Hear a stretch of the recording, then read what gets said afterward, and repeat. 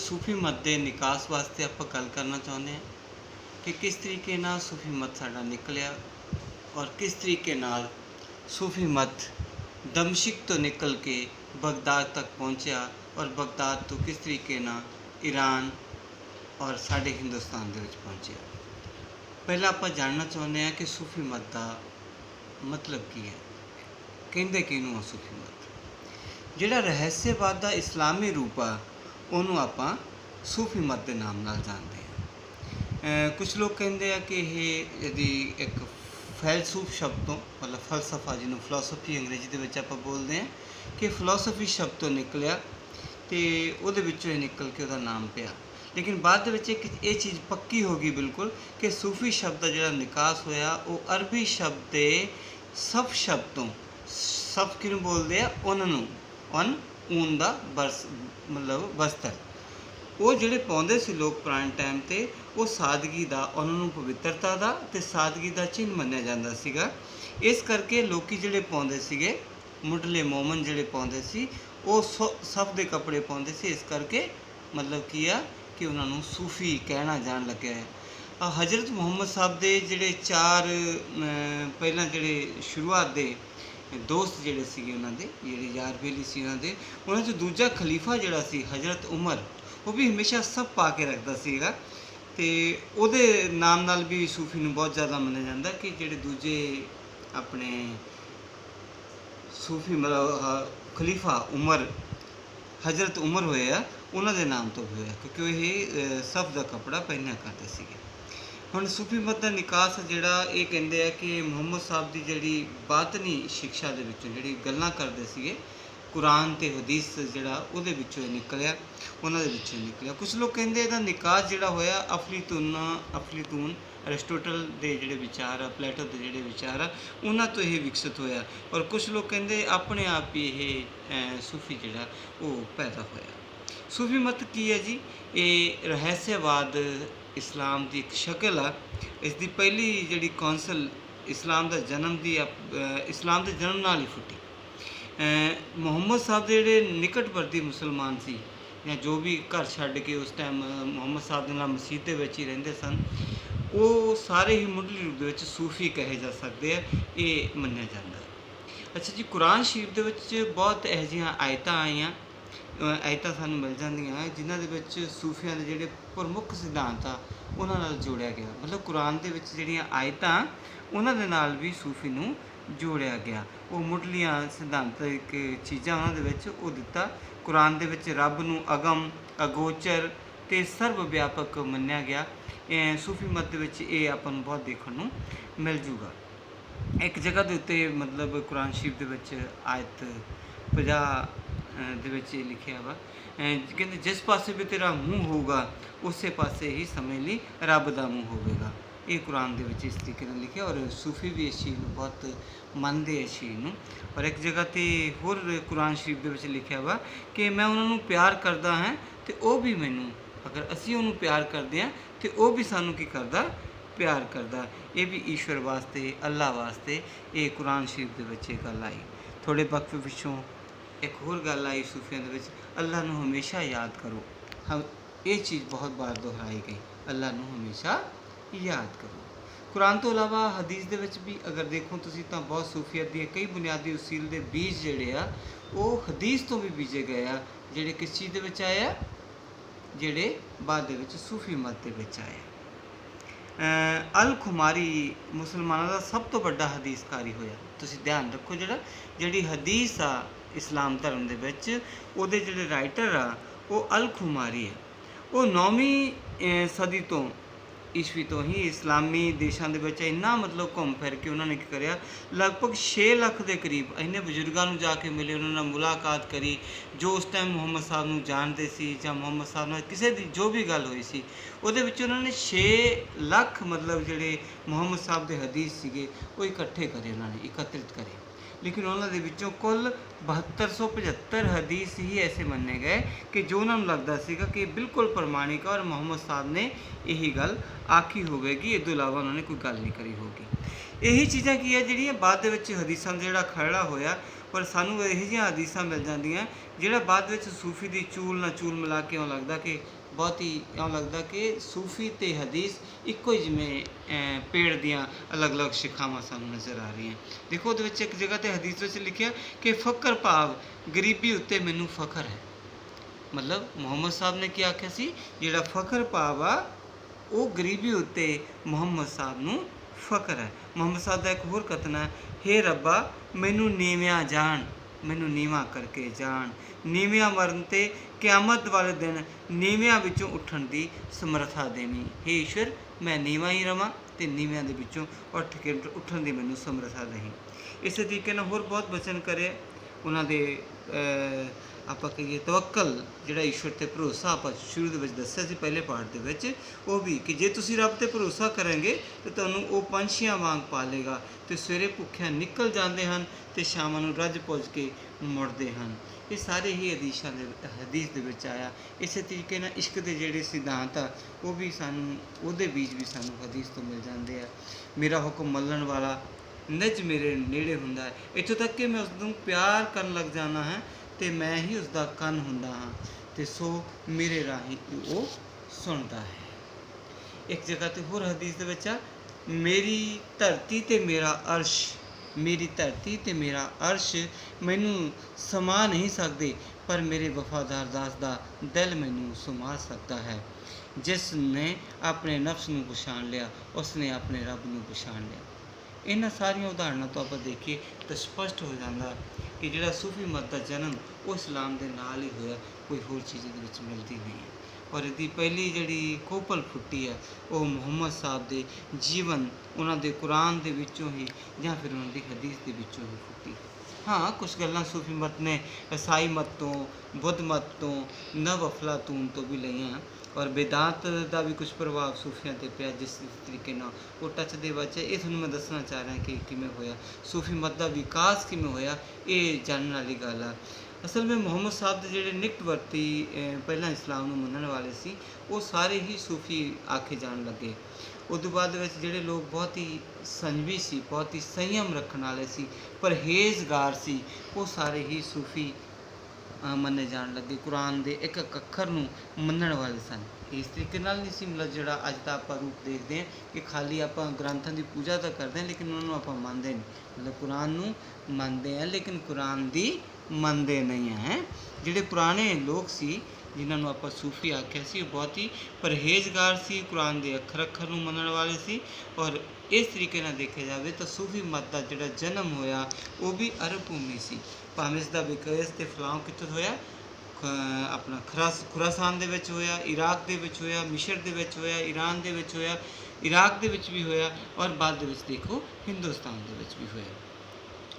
ਔਰ ਸੂਫੀ ਮਤ ਦੇ ਦੋ ਜਿਹੜੇ ਵੱਡੇ ਲੱਛਣ ਆ ਉਹ ਦੇਖੋ ਕੀ ਆ ਕਿ ਗੁਨਾਹ ਜਿਹੜਾ ਆਪਾਂ ਕਰਦੇ ਹਾਂ ਉਹਦੇ ਪ੍ਰਤੀ ਬਹੁਤ ਹੀ ਤੀਬਰ ਸਾਡੀ ਅਵੇਅਰਨੈਸ ਰਹਿ ਜਾਂਦੀ ਹੈ, ਉਹਨੂੰ ਬਹੁਤ ਹੁੰਦੀ। ਔਰ ਰੱਬ ਦਾ ਡਰ, ਰੱਬ ਦਾ ਭੈ, ਅੱਲਾ ਦਾ ਭੈ ਹਮੇਸ਼ਾ ਹੀ ਸੂਫੀ ਆਪਣੇ ਮਨ ਦੇ ਵਿੱਚ ਰੱਖਦੇ ਆ ਔਰ ਕਦੇ ਕਿਸੇ ਨਾਲ ਬੁਰਾ ਨਹੀਂ ਕਰਦੇ।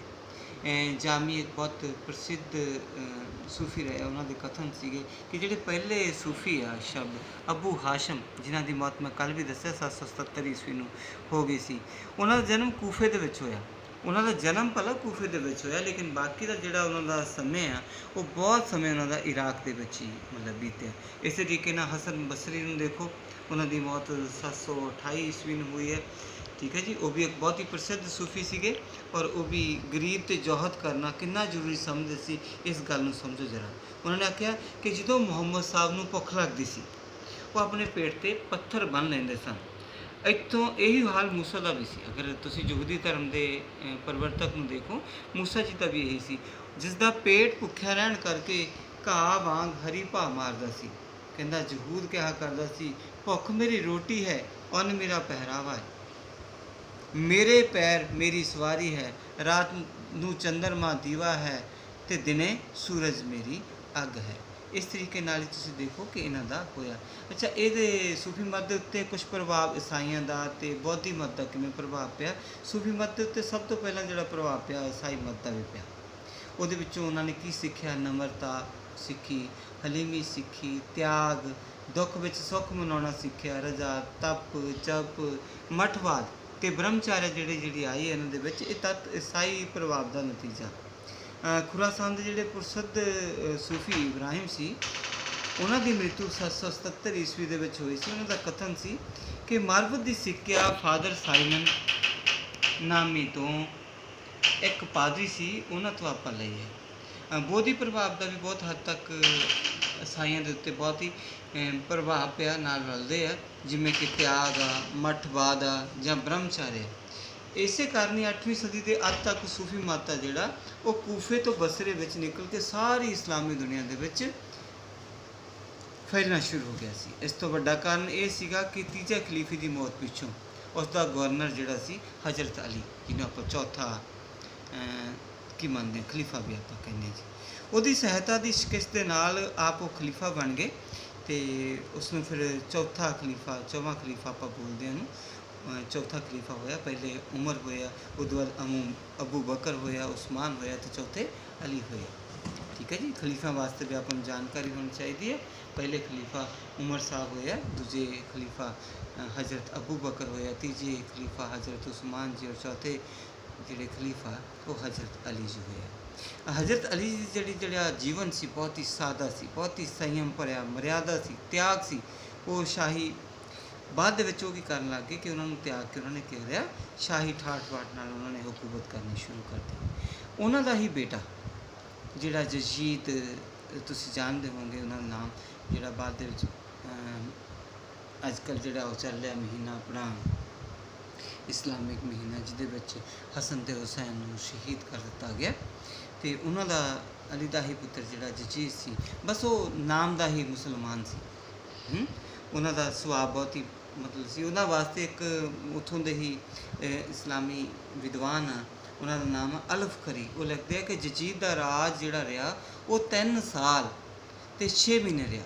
3 ਸਾਲ 6 ਮਹੀਨੇ ਰਾਜ ਰਿਹਾ। ਕਹਿੰਦੇ ਪਹਿਲੇ ਸਾਲ ਵਿੱਚ ਉਹਨਾਂ ਨੇ ਅਲੀ ਹੁਸੈਨ ਨੂੰ ਕਤਲ ਕਰ ਦਿੱਤਾ, ਔਰ ਦੂਜੇ ਸਾਲ ਦੇ ਵਿੱਚ ਉਹਨਾਂ ਨੇ 3 ਦਿਨ ਲਗਾਤਾਰ ਮਦੀਨੇ ਨੂੰ ਲੁੱਟਿਆ, ਅਤੇ ਤੀਜੇ ਸਾਲ ਦੇ ਵਿੱਚ ਉਹਨੇ ਖਾਨਾ ਕਾਬਾ ਦੇ ਉੱਤੇ ਹੱਲਾ ਬੋਲ ਦਿੱਤਾ। ਜਿਹੜਾ ਪੂਰਾ ਵੰਸ਼ ਹੈ ਇਹਨਾਂ ਦਾ, ਪੂਰੀ ਜਿਹੜੀ ਵੰਸ਼ਾਵਲੀ ਹੈ ਇਹਨਾਂ ਦੀ, ਠੀਕ ਹੈ ਜੀ, ਉਹ ਕੀ ਆ, ਇੱਕ ਹੋਰ ਖਲੀਫਾ ਵਲੀਦ ਹੋਇਆ ਉਹਦੇ ਵਿੱਚ।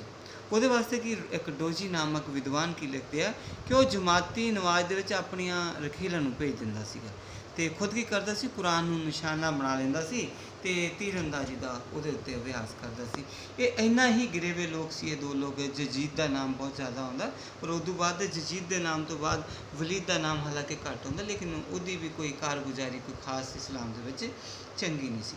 ਇਹਨਾਂ ਦਾ ਜਿਹੜਾ ਪਤਨ ਸੀ, ਇਹ ਪਤਨ ਵੱਧਦਾ ਚਲਾ ਗਿਆ ਅਤੇ ਲੋਕ ਜਿਹੜੇ ਆ ਉਹ ਕੂਫੇ ਤੋਂ ਬਸਰੇ ਤੋਂ ਨਿਕਲ ਕੇ ਹੋਰ ਇਸਲਾਮੀ ਦੇਸ਼ਾਂ ਦੇ ਵਿੱਚ ਇਹਨਾਂ ਨੇ ਫੈਲਣਾ ਸ਼ੁਰੂ ਕਰਤਾ, ਅਤੇ ਹੌਲੀ ਹੌਲੀ ਕਿੱਥੇ ਪਹੁੰਚਣ ਲੱਗ ਗਏ, ਉਹ ਖੁਰਾਸਾਨ ਦੇ ਵਿੱਚ ਕਿੱਥੇ ਪਹੁੰਚਣ ਲੱਗ ਗਏ।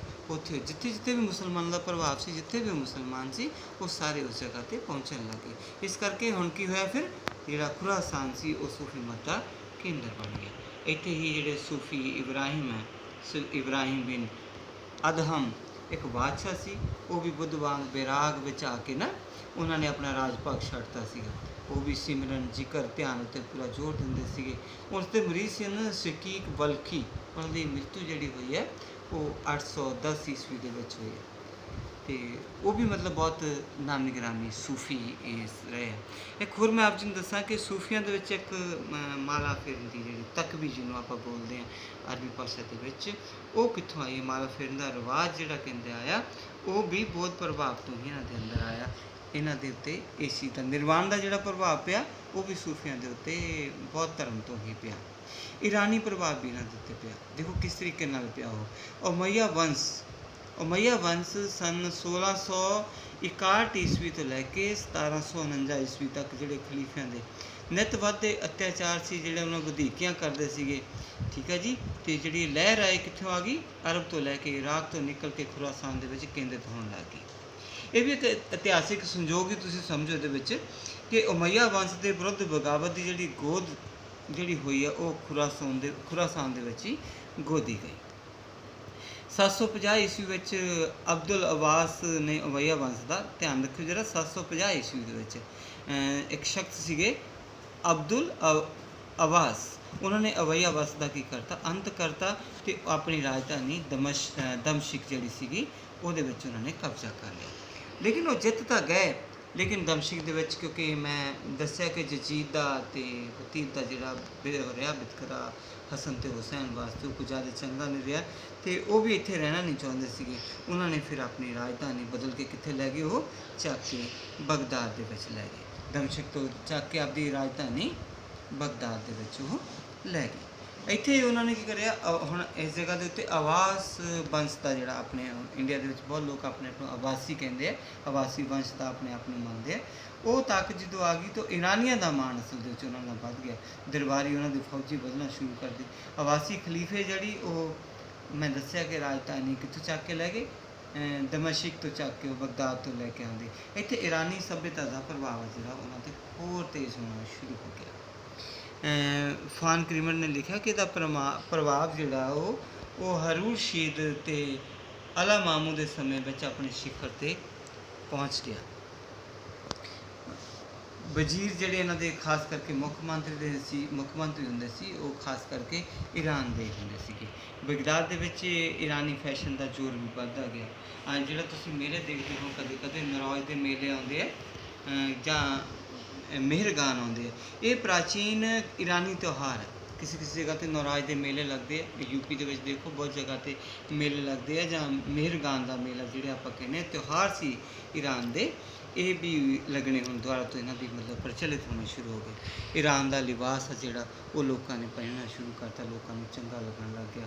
ਇਲਮਾਮ ਦੇ ਦਰਬਾਰ ਦੇ ਵਿੱਚ ਯੂਨਾਨੀ ਆਉਣ ਲੱਗੇ, ਈਸਾਈ ਵੀ ਆਉਣ ਲੱਗੇ, ईरानी ਦੇ ਹੋਰ ਵੀ ਆਉਣ ਲੱਗੇ, ਭਾਰਤ ਦੇ ਲੋਕ ਵੀ ਆਪਣੇ ਹਿੰਦੁਸਤਾਨ ਦੇ ਲੋਕ ਵੀ ਉੱਥੇ ਜਾਣ ਲੱਗੇ। ਉੱਥੇ ਬਹੁਤ ਸਾਰੀਆਂ ਬਹਿਸਾਂ ਹੋਣ ਲੱਗੀਆਂ, ਬਹੁਤ ਜ਼ਿਆਦਾ ਤਰਕ ਹੋਣ ਲੱਗੇ। ਉਹਨਾਂ ਦੀ ਵਿਸ਼ਾਲ ਜਿਹੜੀ ਆ, ਜਦੋਂ ਤਰਕ ਕਿਸੇ ਚੀਜ਼ ਦੇ ਵਿੱਚ ਹੁੰਦਾ, ਉਹਨਾਂ ਦੇ ਵਿੱਚ ਕੀ ਹੋਣ ਲੱਗ ਜਾਂਦਾ, ਉਹਨਾਂ ਦੀ ਜਿਹੜੀ ਦ੍ਰਿਸ਼ਟੀ ਹੋ ਜਾਂਦੀ ਹੈ, ਜਿਹੜਾ ਦ੍ਰਿਸ਼ਟੀਕੋਣ ਇਨਸਾਨ ਦਾ ਹੋ ਜਾਂਦਾ, ਉਹ ਕੀ ਕਹਿੰਦਾ ਬਹੁਤ ਹੀ ਵਿਸ਼ਾਲ ਹੋ ਜਾਂਦਾ। ਅਤੇ ਫਿਰ ਉਹਨੂੰ ਕੀ ਕਹਿੰਦੇ ਆ, ਇਸੇ ਕਾਰਨ ਹੀ ਜਿਹੜਾ ਅਮੀਰੁਲ ਕਾਫਰੀਨ ਦਾ ਉਹਨਾਂ ਨੂੰ ਕੀ ਦਿੱਤਾ, ਲਕਬ ਵੀ ਦਿੱਤਾ ਗਿਆ। ਉਹਨਾਂ ਨੂੰ ਅੰਦਰ ਸਹਿਣਸ਼ੀਲਤਾ ਜਿਹੜੀ ਆ ਗਈ ਸੀ। ਹੁਣ ਬਗਦਾਦ ਦੇ ਵਿੱਚ ਸਾਹਿਤ ਆ ਗਿਆ, ਧਰਮ ਆ ਗਿਆ, ਵਿੱਦਿਆ, ਕਾਨੂੰਨ ਅਤੇ ਦਰਸ਼ਨ ਆ ਗਏ। ਇਹਨਾਂ ਦਾ ਗੜ੍ਹ ਬਣ ਗਿਆ। ਜਦੋਂ ਇਹ ਗੜ੍ਹ ਬਣ ਗਿਆ ਅਤੇ ਬਸ ਉਹ ਤੋਂ ਬਾਅਦ ਫਿਰ ਇਹ ਸੂਫੀ ਮਤ ਦਾ ਕੇਂਦਰ ਵੀ ਬਣ ਗਿਆ। ਅਨੇਕ ਯੂਨਾਨੀ ਪੁਸਤਕਾਂ ਦੇ ਜਿਹੜੇ ਕਿਤਾਬਾਂ ਸੀਗੀਆਂ ਅਰਬੀ ਦੇ ਵਿੱਚ, ਫਾਰਸੀ ਦੇ ਵਿੱਚ ਉੱਥੇ ਅਨੁਵਾਦ ਹੋਣ ਲੱਗੇ। ਇਸੇ ਤਰੀਕੇ ਨਾਲ ਭਾਰਤੀ ਵਿਚਾਰਾਂ ਦੇ ਇਹਦੇ ਲੰਬੇ ਪਰਛਾਵੇਂ ਵੀ ਇੱਥੇ ਆਉਣੇ ਸ਼ੁਰੂ ਹੋ ਗਏ ਅਤੇ ਵਿਚਾਰ ਵਟਾਂਦਰੇ ਹੋਣ ਲੱਗ ਗਏ। ਦ੍ਰਿਸ਼ਟੀਕੋਣ ਹੌਲੀ ਹੌਲੀ ਕਰਕੇ ਵਿਸ਼ਾਲ ਹੁੰਦਾ ਗਿਆ। ਹੁਣ ਆਪਾਂ ਅਫਲਾਤੂਨ ਦੇ ਪ੍ਰਭਾਵ ਦੀ, ਨਵ ਅਫਲਾਤੂਨ ਦੇ ਪ੍ਰਭਾਵ ਦੀ ਗੱਲ ਕਰਦੇ ਹਾਂ। ਇਹ ਤੀਜਾ ਮਹਾਨ ਪ੍ਰਭਾਵ ਸੀ ਜਿਹੜਾ ਸੂਫੀ ਮਤ 'ਤੇ ਪਿਆ ਸੀ। ਸੰਨ 800 ਤੋਂ ਲੈ ਕੇ 860 ਈਸਵੀ ਦੇ ਵਿਚਾਲੇ ਯੂਨਾਨੀ ਵਿਚਾਰ ਜਿਹੜੇ ਇਸਲਾਮ ਵਿੱਚ ਪ੍ਰਵੇਸ਼ ਕਰਨ ਲੱਗੇ ਸੀ। ਇਸ ਵਿਚਾਰ ਦੇ ਵਿੱਚ ਸੀਰੀਆ ਦੇ ਜਿਹੜੇ ਮੱਠ ਆ, ਈਰਾਨੀ ਦੇ ਜਿਹੜੇ ਜੁਦੇਸ਼ ਸ਼ਾਹਪੁਰ ਮਕਤਬ ਦੇ ਵਿੱਚ ਮੈਸੋਪੋਟਾਮੀਆ ਦੇ ਜਿਹੜੇ ਸਾਥੀ ਵਿਦਵਾਨਾਂ ਰਾਹੀਂ ਉਹ ਆਉਣੇ ਸ਼ੁਰੂ ਹੋ ਗਏ ਸੀ। ਅਰਸਤੂ ਦੀਆਂ ਬਹੁਤ ਸਾਰੀਆਂ ਲਿਖਤਾਂ ਜਿਹੜੀਆਂ ਉਹਨਾਂ ਦੇ ਅਨੁਵਾਦ ਅਰਬੀ ਦੇ ਵਿੱਚ ਹੋਣ ਲੱਗ ਗਏ ਸੀ ਅਤੇ ਉਹਨਾਂ ਦੇ ਨਾਲ ਹੀ ਫਿਰ ਅਰਬੀ ਅਫਲਾਤੂਨੀ ਸਿਧਾਂਤ ਜਿਹੜੇ ਅਰਿਸਟੋਟਲ ਦੇ, ਉਹ ਉਹਨਾਂ ਨਾਲ ਹੀ ਭਰਪੂਰ ਹੋਣ ਲੱਗ ਗਏ। ਨਵ ਅਫਲਾਤੂਨੀ ਜਿਹੜੇ ਵਿਚਾਰ ਆਏ, ਸੂਫੀਆਂ ਨੇ ਸੰਸਾਰ ਤੋਂ ਉਹਨਾਂ ਤੋਂ ਉਪਰਾਵਾਂ ਲਈਆਂ, ਸਵੇ ਪ੍ਰਕਾਸ਼ ਆ, ਸੌਂਦਰਯ ਦਾ ਜਿਹੜਾ ਸਿਧਾਂਤ ਲਿਆ, ਸੋਹਣੇਪਨ ਦਾ ਜਿਹੜਾ ਸਿਧਾਂਤ ਲਿਆ, ਸੂਫੀਆਂ ਦੀ ਹੁਸਨ ਪ੍ਰਸਤੀ ਦਾ ਜਿਹੜਾ ਵਿਕਾਸ ਹੋਇਆ, ਉਹ ਕਹਿੰਦੇ ਆ ਕਿ ਸਾਰਾ ਹੀ ਨਵ ਅਫਲਾਤੂਨੀ ਦਾ ਪ੍ਰਭਾਵ ਦਾ ਸਿੱਟਾ ਇਹ ਬਹੁਤ ਹੀ ਵਿਚਿੱਤਰ ਸੁੰਦਰਤਾ ਦੀ ਸ਼ਕਲ ਦੇ ਵਿੱਚ ਸਾਡੇ ਵਿੱਚ ਆਇਆ। ਹੁਣ ਸਾਡਾ ਭਾਰਤੀ ਪ੍ਰਭਾਵ ਵੀ ਹੋਇਆ, ਕਿਉਂਕਿ ਨੌਸ਼ੀਰਵਾਂ ਬਾਦਸ਼ਾਹ ਦੇ ਸਮੇਂ ਵਿੱਚ, ਨੌਸ਼ੀਰਵਾਂ ਬਾਦਸ਼ਾਹ ਜਿਹੜੇ ਸੀ ਬਗਦਾਦ ਦੇ ਵਿੱਚ ਹੀ, ਉਹਨਾਂ ਦੇ ਨਾਲ ਹਿੰਦੂ ਅਤੇ ਈਰਾਨੀ ਵਿਚਾਰਧਾਰਾ ਦਾ ਬਹੁਤ ਜ਼ਿਆਦਾ ਉਸ ਸਮੇਂ ਦੇ ਵਿੱਚ ਵਟਾਂਦਰਾ ਹੋਣਾ ਸ਼ੁਰੂ ਹੋਇਆ। ਜਦੋਂ ਵਟਾਂਦਰਾ ਹੋਣਾ ਸ਼ੁਰੂ ਹੋਇਆ ਤਾਂ ਸੂਫੀਆਂ ਦੇ ਵਿੱਚ ਜਿਹੜਾ ਮੁਰਸ਼ਦ ਅਤੇ ਗੁਰੂ ਦਾ ਆਪਾਂ ਕਹਿੰਦੇ ਹਾਂ, ਉਹ ਜ਼ੋਰ ਜਿਹੜਾ ਦਿੰਦੇ ਆ ਮੁਰਸ਼ਦ ਦੇ ਉੱਤੇ, ਉਹ ਹਿੰਦੂ ਪ੍ਰਭਾਵ ਦਾ ਨਤੀਜਾ ਸਾਨੂੰ ਇਹਦੇ ਵਿੱਚ ਨਜ਼ਰ ਆਉਂਦਾ। ਇਸੇ ਤਰੀਕੇ ਨਾਲ ਸੰਗੀਤ ਦਾ ਜਿਹੜਾ ਨਾਚ ਕਰਦੇ ਆ ਸੂਫੀ ਲੋਕ, ਜਿਹਨੂੰ ਸਮਾਂ ਕਹਿੰਦੇ, ਸੂਫੀਆਂ ਨੂੰ ਵੀ ਕਹਿੰਦੇ, ਸਮਾਂ ਕਹਿੰਦੇ, ਉਸ 'ਤੇ ਵੀ ਹਿੰਦੂ ਦਾ ਕੋਲ ਆਪਾਂ ਨੂੰ ਪ੍ਰਭਾਵ ਦੇਖਣ ਨੂੰ ਮਿਲਦਾ। ਰੱਬ ਦੀ ਇੱਜ਼ਤ ਕਰਦੇ ਆ, ਰੱਬ ਦਾ ਭੈ ਮੰਨਦੇ ਆ, ਉਹਦੀ ਛੱਡ ਕੇ ਭਗਤੀ ਕਰਦੇ ਆ, ਰੱਬ ਦੇ ਇਸ਼ਕ 'ਤੇ ਜਿਹੜਾ ਜ਼ੋਰ ਦਿੰਦੇ ਆ। ਜਿਹੜਾ ਭਾਰਤੀਆਂ ਦੇ ਵਿੱਚ ਪ੍ਰੇਮ ਮਾਰਗ ਦਾ ਜਿਹੜਾ ਇਹ ਇੱਕ ਅਸਰ ਆ ਸੂਫੀਆਂ ਦੇ ਉੱਤੇ ਜਿਹੜਾ ਪਿਆ। ਇਹ ਪ੍ਰਾਣਾਯਾਮ ਜਿਹਨੂੰ ਆਪਾਂ ਕੱਲ੍ਹ ਵੀ ਗੱਲ ਕਹਿੰਦੇ ਸੀ, ਜਿਹਨੂੰ ਸੂਫੀ ਕਹਿੰਦੇ ਆ ਹਫਸੇ ਦਮ ਦੇ ਨਾਮ ਸੂਫੀ ਕਹਿੰਦੇ ਆ। ਇਹ ਭਾਰਤੀ ਯੋਗੀਆਂ ਤੋਂ ਕਹਿੰਦੇ ਇਹਨੂੰ ਲਿਆ ਕੇ। ਫਿਰ ਉਸ ਤੋਂ ਬਾਅਦ ਆਪਾਂ ਜਿਹੜੇ ਪਿਛਲੇ ਸੂਫੀ ਹੋਏ ਆ, ਉਹ ਸ਼ੰਕਰ ਦੇ ਅਦਵੈਤਵਾਦ ਤੋਂ ਵੀ ਬਹੁਤ ਜ਼ਿਆਦਾ ਪ੍ਰਭਾਵਿਤ ਹੋਏ, ਬਹੁਤ ਜ਼ਿਆਦਾ ਉਹ ਵੀ ਇਹਨਾਂ ਨੇ ਸੂਫੀਵਾਦ ਮਿਲ ਲਿਆ। ਇਹ ਸਾਰੀਆਂ ਚੀਜ਼ਾਂ ਜਦੋਂ ਮਿਲ ਜਾਂਦੀਆਂ ਫਿਰ ਇੱਕ ਸੂਫੀਵਾਦ ਮਿਲਦਾ। वैसे ਕੀ ਹੈ ਜਿਹੜਾ ਸੂਫੀਵਾਦ ਦਾ ਆਪਣਾ ਉਹ ਰਹੱਸਵਾਦ ਹੀ ਸੂਫੀਵਾਦ ਦੇ ਵਿੱਚ ਮੰਨਿਆ ਗਿਆ ਹੈ। ਜਿੰਨੇ ਵੀ ਪ੍ਰਭਾਵ ਆਏ ਆ, ਭਲਾ ਉਹ ਈਸਾਈ ਪ੍ਰਭਾਵ ਹੋਏ ਹੋਣ ਜਾਂ ਬੋਧੀ ਪ੍ਰਭਾਵ ਹੋਣ ਜਾਂ ਨਵ ਅਫਲਾਤੂਨੀ ਪ੍ਰਭਾਵ ਹੋਣ, ਈਰਾਨੀ ਪ੍ਰਭਾਵ ਹੋ ਜਾਣ, ਭਾਰਤੀ ਪ੍ਰਭਾਵ ਹੋ ਜਾਣ, ਇਹ ਬੁੱਲੇ ਸ਼ਾਹ ਦੇ ਉੱਤੇ ਵੀ ਆਪਾਂ ਇਸ ਚੀਜ਼ ਨੂੰ ਸੂਫੀ ਮਤ ਦੇ ਵਿੱਚ ਆਪਾਂ ਦੇਖਣ ਨੂੰ ਮਿਲਦੇ ਕਿ ਕਿਸ ਤਰੀਕੇ ਨਾਲ ਬਹੁਤ ਹੀ ਸੰਯਮ ਕਰਨ ਵਾਲੇ ਔਰ ਪਰਹੇਜ਼ ਕਰਨ ਵਾਲੇ ਔਰ ਬ੍ਰਹਮਚਾਰਿਆ ਦਾ ਪਾਲਣ ਕਰਨ ਵਾਲੇ ਹੋਏ ਆ ਔਰ ਸਰਬਦੇਵਵਾਦੀ ਰੂਪ ਧਾਰਨ ਇਹਨਾਂ ਦੇ ਵਿੱਚ ਹੋ ਚੁੱਕਿਆ ਸੀ। ਇਹਨਾਂ ਦੇ ਵਿੱਚ ਇਹਨਾਂ ਦੇ ਕਾਰਨ ਜਿਹੜੀਆਂ ਅਵਸਥਾ ਸੀਗੀਆਂ ਸੂਫੀਆਂ ਦੀਆਂ, ਉਹ ਅਗਰ ਦੇਖਿਆ ਜਾਵੇ ਤਾਂ ਇਸ ਅਵਸਥਾ ਨੂੰ ਇਹਨਾਂ ਨੇ ਕੀ ਨਾਮ ਦਿੱਤਾ? ਰਹੱਸਵਾਦੀ ਸੂਫੀਆਂ ਦਾ ਇਹਨਾਂ ਨੇ ਫਿਰ ਨਾਮ ਦਿੱਤਾ। ਉਸ ਤੋਂ ਬਾਅਦ ਦੇ ਵਿੱਚ ਕੀ ਹੋਇਆ, ਜਿਵੇਂ ਕਿ ਸਾਡਾ ਬਾਬਾ ਫਰੀਦ ਦੇ ਜਿਹੜੀਆਂ ਤੁਸੀਂ ਮੁੱਢਲੀਆਂ ਦੇਖੋਗੇ, ਉਹਨਾਂ ਦੀਆਂ ਗੁਣ ਦੇਖੋਗੇ ਅਤੇ ਉਹ ਸੂਫੀਆਂ ਵਰਗੇ ਬਹੁਤ ਹੀ ਉਹਨਾਂ ਦਾ ਤਾਣ ਹੋਇਆ। ਕਿਸ ਤਰੀਕੇ ਨਾਲ ਨਮਰਤਾ ਦੀਆਂ ਆਪਾਂ ਨੂੰ ਗੁਰਬਾਣੀ ਦੇ ਵਿੱਚ ਆਪਾਂ ਨੂੰ ਸੁਣਨ ਨੂੰ ਮਿਲਦਾ, ਬਹੁਤ ਸਾਰੀਆਂ ਚੀਜ਼ਾਂ ਸਾਹਮਣੇ ਮਿਲਦੀਆਂ। ਇਹ ਇਸ਼ਕ ਦੇ ਜਿੰਨੇ ਸਿਧਾਂਤ ਆ, ਇੱਕ ਬੁੱਕ ਆਈ ਹੈ ਆਪਣੇ ਸਾਹਮਣੇ, ਫਸਲ ਸ਼ਿਲ ਮੁਹੱਬਤ, ਬਹੁਤ ਹੀ ਵਧੀਆ ਸੀ। ਇਸ ਢਾਣੀ ਦਾ ਜਿਹੜਾ ਸੂਫੀ ਜਿਹੜਾ ਸੀ ਉਹ ਜੂਨ ਮਿਸ਼ਰੀ, ਜਿਹਦੇ ਵਾਸਤੇ ਮੈਂ ਕੱਲ੍ਹ ਵੀ ਜ਼ਿਕਰ ਕਰਿਆ ਸੀ, ਜੂਨ ਨੂਨ ਮਿਸ਼ਰੀ ਵਾਸਤੇ ਸੀ। ਇਹਨਾਂ ਦੀ ਮੌਤ 1861 ਈਸਵੀ ਹੋ ਗਈ ਸੀ। ਇੱਕ ਹੋਰ ਸੂਫੀਅਨ ਹੋਈ ਆ ਰਾਬੀਆ ਦਾ ਨਾਮ ਮੈਂ ਕੱਲ੍ਹ ਆਖਿਆ ਕਿ ਬਹੁਤ ਹੀ ਪ੍ਰਸਿੱਧ ਸੂਫੀਅਨ ਰਹੀ ਆ, ਮਤਲਬ ਪਹਿਲੀ ਇਸਤਰੀ ਮੰਨ ਲਓ ਉਹਨੂੰ ਕਿ ਜਿਹੜੀ ਰਹੀ ਆ ਰਾਬੀਆ ਨਾਲ ਨੇ ਜ਼ਿੰਦਗੀ ਭਰ ਫਿਰ ਵਿਆਹ ਨਹੀਂ ਕਰਿਆ ਸੀ। ਉਹ ਕਹਿੰਦੀ ਮੈਂ ਵਿਆਹ ਕਿਉਂ ਕਰਾਂ, ਕਿਉਂਕਿ ਮੈਂ ਆਪਣੀ ਆਤਮਾ ਨੂੰ ਕਿਹਦੇ ਨਾਲ ਵਿਆਹ ਦਿੱਤਾ? ਮੈਂ ਆਪਣੀ ਆਤਮਾ ਨੂੰ ਈਸ਼ਵਰ ਦੇ ਨਾਲ ਹੀ ਵਿਆਹ ਦਿੱਤਾ। ਹੁਣ ਮੈਂ ਬਾਕੀ ਕਿਸੇ ਪੁਰਸ਼ ਦੇ ਨਾਲ ਕਿਸ ਤਰੀਕੇ ਨਾਲ ਵਿਆਹ ਕਰਾਂ? ਠੀਕ ਹੈ ਜੀ। ਹੁਣ ਇਹ ਜਿਹੜੀ ਢਾਣੀ ਆ ਉਹ ਸਭ ਤੋਂ ਜਿਹੜੇ ਪ੍ਰਸਿੱਧ ਸੂਫੀ ਹੈ। ਉਹ ਤੋਂ ਬਾਅਦ ਆਪਾਂ ਪੰਜਾਬੀ ਕਵੀਆਂ ਦੀ ਗੱਲ ਜਿਹੜੀ ਕਰਨਾ ਚਾਹੁੰਦੇ ਹਾਂ, ਉਹ ਥਾਂ ਥਾਂ 'ਤੇ ਜ਼ਿਕਰ ਆਇਆ। ਆਪਾਂ ਸਾਰਿਆਂ ਨਾਲੋਂ ਜ਼ਿਆਦਾ ਮੈਂ ਕੱਲ੍ਹ ਆਖੀ ਸੀ ਆਪ ਜੀ ਨੂੰ ਕਿ ਹੁਸੈਨ ਬਿਨ ਮਨਸੂਰ ਅਲ ਹਲਾਜ ਜਿਹੜੇ ਸੀ, ਉਹ ਖਲੀਫਾ ਅਲ ਮੁਕਦਰ ਨੇ ਉਹਨਾਂ ਨੂੰ ਮਤਲਬ 922 ਈਸਵੀ ਦੇ ਵਿੱਚ ਉਹਨਾਂ ਨੂੰ ਸ਼ਹੀਦ ਕਰਤਾ ਸੀ। ਧਿਆਨ ਰੱਖਿਓ ਜਰਾ ਦੁਬਾਰਾ ਤੋਂ ਕਿ ਮਨਸੂਰ ਅਲ ਹਿਲਾਜ, ਉਹਨਾਂ ਦਾ ਪੂਰਾ ਨਾਮ ਹੈ ਜਿਹੜਾ ਹੁਸੈਨ ਬਿਨ ਮਨਸੂਰ ਅਲ ਹਿਲਾਜ, ਉਹਨਾਂ ਨੂੰ ਕਿਹਨਾਂ ਨੇ ਸ਼ਹੀਦ ਕਰਤਾ ਸੀ? ਜਿਹੜੇ ਖਲੀਫਾ ਸਨ ਅਲ ਮੁਕਦਰ, ਔਰ ਸਨ 922 ਦੇ ਵਿੱਚ ਉਹਨਾਂ ਨੂੰ ਸ਼ਹੀਦ ਕਰਤਾ ਸੀਗਾ। ਠੀਕ ਹੈ ਜੀ। ਉਹਨਾਂ ਨੇ ਬਹੁਤ ਹੀ ਉੱਚੀ ਜਗ੍ਹਾ ਦੇ ਉੱਤੇ, ਕਹਿੰਦੇ ਉਹ ਕੁਛ ਲੋਕ ਉਹਨਾਂ ਨੂੰ ਜਾਦੂਗਰ ਵੀ ਕਹਿੰਦੇ ਸੀਗੇ, ਲੇਕਿਨ ਉਹਨਾਂ ਨੂੰ ਬਹੁਤ ਸਾਰੇ ਲੋਕ ਜਿਹੜੇ ਇੰਨਾ ਚੰਗਾ ਮੰਨਦੇ ਸੀ ਕਿ ਉਹ ਸੂਫੀਆਂ ਦੇ ਵਿੱਚ ਮਨਸੂਰ ਜੀ ਦਾ ਸਾਰਿਆਂ ਨਾਲੋਂ ਉੱਚਾ ਸਥਾਨ ਮੰਨਦੇ ਆ। ਔਰ ਜੁਨੇਦ ਨੇ ਤਾਂ ਖੁਦ ਉਹਨਾਂ ਨੂੰ ਮੰਨਿਆ, ਉਹ ਖੁਦ ਕਹਿੰਦੇ ਸਨ ਕਿ ਉਹਨਾਂ ਨੂੰ ਕਹਿੰਦੇ ਸਿਮਲੀ ਦੇ ਗੌਲੀ ਮੌਲੀ ਸੀ। ਔਰ ਫਰੀਦੁਦੀਨ ਅਤਾਰ, ਹਾਫਿਜ਼ ਜਾਮੀ ਆਦਿ ਸਭ ਉਹਨਾਂ ਨੂੰ ਕੀ ਕਹਿੰਦੇ ਸੀ? ਕਹਿੰਦੇ ਮਨਸੂਰ ਸਾਹਿਬ ਤਾਂ ਬਹੁਤ ਹੀ ਪਹੁੰਚੇ ਹੋਏ ਸੂਫੀ ਹੈ। ਇੱਕ ਹੋਰ ਸਦੀਰ ਅਬੁਲ ਖੈਰ ਉਹਨਾਂ ਨੇ ਕਥਨ ਕਰਿਆ ਸੀ ਕਿ ਪੂਰਬ ਤੇ ਪੱਛਮ ਕਿਸੇ ਵੀ ਥਾਂ 'ਤੇ ਚਲੇ ਜਾਓ, ਮਨਸੂਰ ਦਾ ਕੋਈ ਵੀ ਸਾਨੀ ਨਹੀਂ ਹੈ। ਆਪਾਂ ਫਿਰ ਦੁਬਾਰਾ ਤੋਂ ਕਹੀਏ ਕਿ ਰਹੱਸਵਾਦੀ ਸੂਫੀਆਂ ਬਾਰੇ ਯਾਦ ਰੱਖਣ ਵਾਲੀ ਗੱਲ ਹੈ ਜਿਹੜੀ, ਉਹਨਾਂ ਵਿੱਚੋਂ ਜੁਨੈਦ, ਵਾਜਦੀਦ, ਮਨਸੂਰ, ਇਹ ਸਾਰੇ ਈਰਾਨੀ ਨਸਲ ਦੇ ਸਨ। ਇਹ ਆਪਣੇ ਮਤਲਬ ਭਾਰਤੀ ਨਸਲ ਦੇ ਨਹੀਂ ਸਨ ਜਾਂ ਪੰਜਾਬੀ ਨਸਲ ਦੇ ਨਹੀਂ ਸਨ, ਜਿਸ ਕਰਕੇ ਹੌਲੀ ਹੌਲੀ ਵਿਕਸਿਤ ਹੁੰਦੀ ਜਿਹੜੀ ਵਿਚਾਰਧਾਰਾ ਸੀ ਉਹਨਾਂ ਦੇ ਉੱਤੇ ਈਰਾਨੀ ਰੰਗ ਹੀ ਚੜ੍ਹਦਾ ਰਿਹਾ। ਕੁਦਰਤੀ ਗੱਲ ਵੀ ਹੁੰਦੀ ਹੈ ਕਿ ਈਰਾਨੀ ਰੰਗ ਚੜ੍ਹਦਾ, ਕਿਉਂਕਿ ਜਿੱਥੋਂ ਦੇ ਲੋਕ ਹੁੰਦੇ ਆ ਉਹ ਆਪਣਾ ਪ੍ਰਭਾਵ ਛੱਡਦੇ ਆ। ਲੇਕਿਨ ਹੌਲੀ ਹੌਲੀ ਕਿਸ ਤਰੀਕੇ ਨਾਲ ਅਸੀਂ ਸਾਡਾ ਸੂਫੀ ਮਤ ਪੰਜਾਬ ਦੇ ਵਿੱਚ ਫੈਲਿਆ ਔਰ ਕਿਸ ਤਰੀਕੇ ਨਾਲ ਜਿਹੜੇ ਪੰਜਾਬੀ ਸੂਫੀ ਮਤ ਸਾਡੇ ਪੰਜਾਬ ਦੇ ਵਿੱਚ ਪ੍ਰਸਿੱਧ ਹੋਏ, ਉਹਨਾਂ ਨੇ ਪ੍ਰਸਿੱਧ ਕਵਿਤਾਵਾਂ ਲਿਖੀਆਂ, ਇਹਦੇ ਵਾਸਤੇ ਆਪਾਂ ਅਗਲੀ ਵੀਡੀਓ ਦੇ ਵਿੱਚ ਗੱਲਬਾਤ ਕਰਾਂਗੇ, ਜੋ ਵੀ ਵੀਡੀਓ ਮੇਰੇ ਤੋਂ ਤਿਆਰ ਹੋ ਰਹੀ ਹੈ।